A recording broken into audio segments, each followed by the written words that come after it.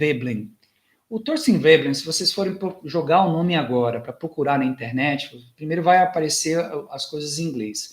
A coisa que mais chama a atenção dos vídeos que vocês virem com esse nome vai ser uma coisa que a tradução para português chama-se a classe ociosa ou a classe opulenta, né?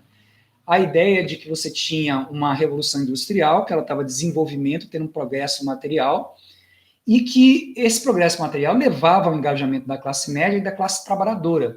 Mas, ao mesmo tempo, a riqueza gerada por esse processo criou uma classe opulenta, né, de pessoas mais ricas, ou a classe ociosa, que não está engajada no processo produtivo, como a classe média e a classe trabalhadora, mas que tem hobbies, né, como ir assistir ópera, como jogar golfe, etc., que seriam atividades não muito produtivas. Essa aí é uma ramificação do Veblen como uma pessoa da área de sociologia. Ele é considerado tanto um sociólogo, lembrando que instituições é um conceito em primeira face do campo de sociologia, e não do campo de economia, não do campo de direito, embora direito use, administração use, economia use, né? Então, existe uma contribuição dele na área de sociologia, e é isso que tem mais chamado a atenção contemporaneamente nas redes sociais dos Estados Unidos nesse momento, mas ele nos interessa aqui pela sua função como o precursor, né, o originário, o pensador originário da economia das instituições. O Veblen, né, eu inclusive estava gravando um vídeo, acabei parando porque pelo time aqui do nosso contato que a gente tem que ter, eu vou colocar lá na História dos Pensadores pela função da nova economia institucional. O Veblen, para o mundo inteiro, não está entre os 20 maiores economistas do mundo, está longe de ser, né? O principal é o Keynes, na minha opinião, isso é o consenso, né? Mas o Schumpeter, o Robert Lucas Jr., o Modigliani, o Hayek, o von Mises, né? O Myrdal, o Cassel, o Fischer, vários outros economistas, né? Depois, mais lá na frente, o próprio Coase, o James Heckman. Então, essas pessoas que tiveram uma importância muito maior no desenvolvimento da economia, são muito mais mencionados, ora pela política macroeconômica, a política liberal, neoliberal, a rigidez de mercado, do que o Veblen. O Veblen é um caso que não entra na lista desses 20 mais importantes. A questão é que a área que ele gerou, ele foi propiciando um campo de conhecimento que já deu 7 prêmios Nobel, né? Vimos alguns desses prêmios Nobel, e são lidos por áreas que são, como nós mostramos no primeiro momento, o artigo mais lido em direito é do Coase, né? As contribuições de história da economia são fortes, o Heck, né, tem contribuições em outras áreas com administração, como é o caso do Oliver Williamson, que também ganhou o prêmio Nobel. Então, a área dele ficou muito rica e ganhou uma preponderância muito forte no final do século XX e agora no século XXI, que então nós temos que voltar a estudar e ver como é que foi a evolução dessas categorias de lá para cá. E o Veblen, veja bem, ele é colocado como um autor institucionalista, mas algumas pessoas perguntam se ele não deveria ser anti-institucionalista. Porque, no fundo, o que ele está analisando, né? Existe uma máquina de produção, existe que é cada vez mais poderosa, as forças produtivas cada vez mais atuantes, gerando mais riqueza, e só que esse ritmo do progresso tecnológico, do progresso econômico, do progresso industrial, ele não é acompanhado ao mesmo passo das instituições. As instituições servem para que eu possa dar suporte para a atividade econômica, e isso é muito interessante que ele tenha dito, né, o que se possa perceber a partir dele, porque muitos economistas tendem vamos abstrair os aspectos políticos, vamos abstrair os aspectos culturais, né, quando, na verdade, são os aspectos culturais, são os aspectos institucionais que viabilizam a existência do mercado. Você ir em um determinado dia da semana, em um determinado local, para ir para uma feira ou para o supermercado, se você vai com família, se você vai acompanhado, se mulher pode ir sozinha numa parte do Ocidente, mas não pode sair de casa no Oriente, ou seja, o jeito como a interação social e a interação econômica se dá, ela é viabilizada por essas instituições, né? Um outro autor exatamente fez uma pergunta que eu achei maravilhosa que tem a ver com isso.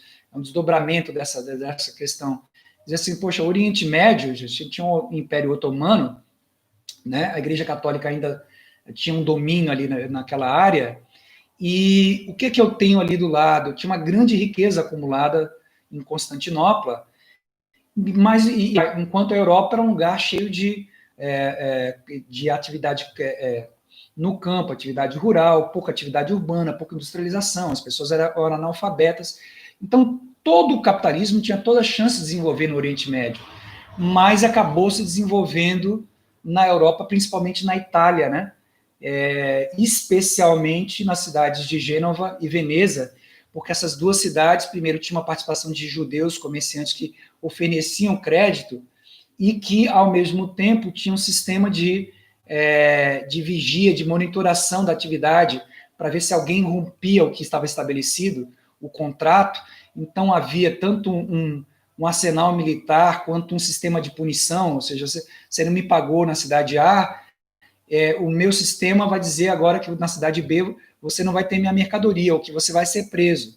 Então, por que existiram essas instituições ao longo do capitalismo, né, na Itália, é que o capitalismo se desenvolve mais, acaba se desenvolvendo na Europa e não no Oriente Médio, onde teria mais capital acumulado. Que, aliás, né, do ponto de vista, antes que eu tenha um desenvolvimento do capitalismo, isso deveria acontecer mais no Oriente Médio, onde tinha esse capital acumulado, essa riqueza acumulada, do que na Europa, onde a atividade era esparsa, a atividade urbana era muito rara, né? Salvo essas cidades italianas, salvo essas instituições que existiam na Itália. Então, o Avner Graff, que é um cara de uma universidade americana, mas ele é um judeu que lê hebraico, ele foi lá em Israel e começou a ler o material que eles tinham, né, em hebraico, para poder acompanhar essas discussões das instituições do Oriente Médio. Não sei se vocês sabem, né, mas boa parte disso que Cristo, do andamento que a gente tem de Cristo no Novo Testamento, não fica lá na Itália, etc., fica na atual Turquia. Até a Grécia, parte de cultura grega antiga, hoje, né, cidades como Delfos, etc., elas estão no que hoje nós chamamos de Turquia, que fazia, há séculos atrás, parte de Constantinopla. Então, e esse é um argumento muito forte, né? Ele não ganhou o prêmio Nobel, mas é uma pessoa... Pena que eu não conheço o texto dele em português, vou até voltar a pesquisar, se tiver um texto em português, talvez a gente possa tentar inserir nesse curso novamente, mas é uma riqueza muito grande de pesquisa dele e contrasta, né? Inclusive, é um dos momentos onde a nova economia das instituições se contrasta com a visão marxista ou a visão imperialista que se tem de origem marxista, né? Então, o Veblen, ele, na verdade, está colocando as instituições, ela dá um suporte, mas em vários momentos que ele escreve, a gente entende como as instituições estivessem restringindo esse progresso econômico, né? E aí até alguns analistas perguntarem se ele não devia ser chamado de anti-institucional.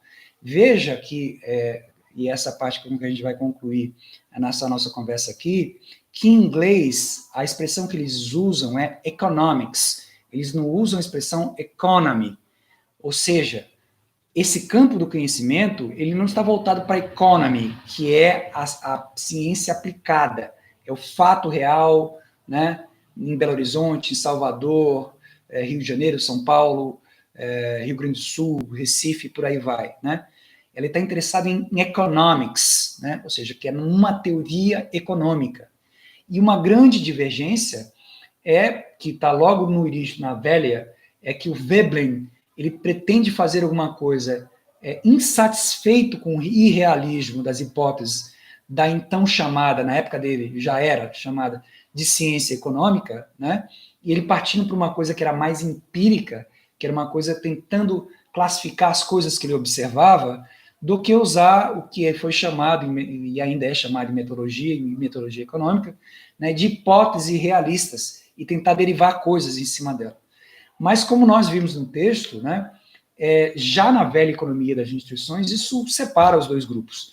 Eu tenho um grupo eu tenho lá o Veblen, que pretende criar uma metodologia e uma abordagem que é separando dessa versão tradicional da ciência econômica, mas nós temos lá o Commons, né, que já procura se aproximar com conceitos da ciência econômica dominante já na época dele, para utilizar e analisar fenômenos ligados às instituições.